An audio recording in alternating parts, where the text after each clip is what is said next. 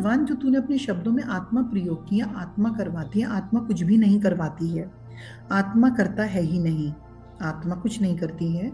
आत्मा एक picture hall का वो पर्दा है जो व्हाइट रंग का पर्दा है, समझ गई? आत्मा केवल है, दैट्स इट। आत्मा वो चित्रपट है पिक्चर हॉल का, जिसपे अलग अलग पिक्चरें आती हैं, जाती हैं, हिट होती हैं या फ्लॉप होती हैं, और पिक्चरें लगाई जाती हैं।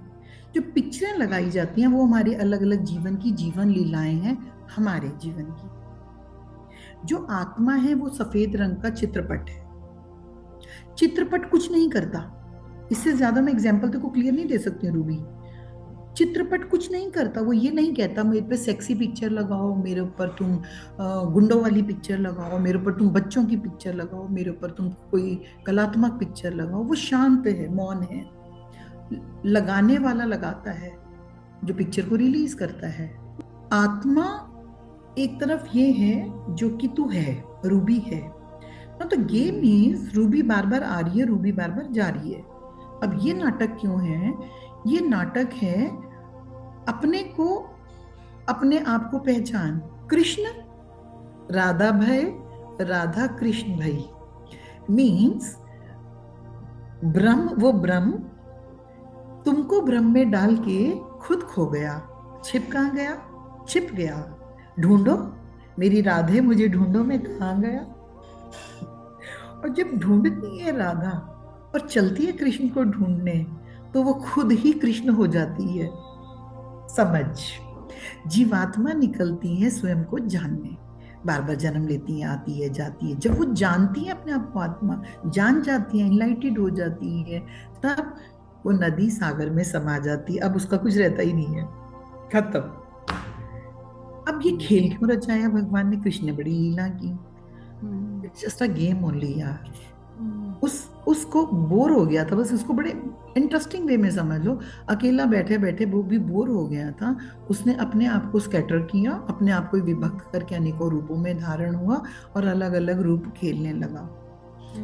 जब वो उस निद्रा में, उस लीला में जब वो हो जाता है कि वो निराकार हो जाता है, तब सब भीतर चले जाते हैं। और इसका मुझे आंसर कैसे मिला, तो मैं बड़ी मजेदार बात बताती हूँ सब लोगों को।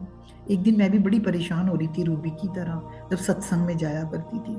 क्या भगवान ये नाटक क्यों खेला, क्यों खेला? और ऑल ऑफ सडन मेरे मन में क्या आया, देखो वो किसने करवाया मुझसे, सोच के देखो किसने करवाया वो।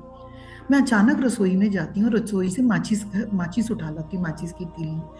और मुझे समझ में नहीं आ रहा, तुमने ये खेल क्यों खेला, क्यों खेला तुमने? मैं भगवान से बात कर रही हूँ, तुमने ये खेल क्यों खेला, क्या खेला? अचानक क्या हुआ, माचिस की डब्बी को मैं खोलती हूँ, सारी तीलियों को पलंग पे फेंक देती हूँ, फिर समेटती हूँ, वापस माचिस की डब्बी में डालती हूँ और रसोई में उठा के रखाती हूँ। अब ये जो मैं प्रोसेस कर रही हूँ, ये अननोइंगली कर रही हूँ।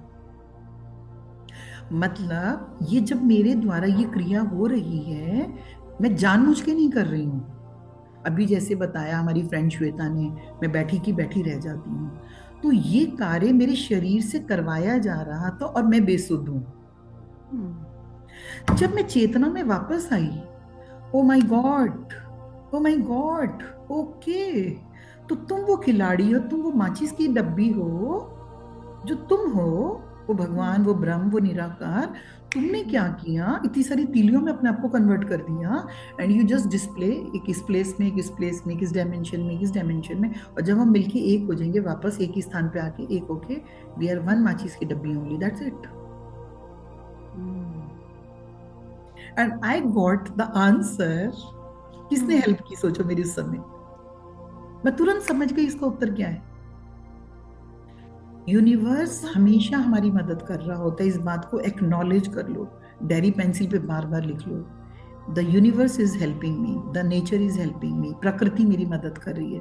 उस सब, मैं जहां हूं इस समय, उसमें एक कदम आगे बढ़ने के लिए मेरी सब मदद कर रहे हैं। तुम आगे बढ़ते चले जाओ बस।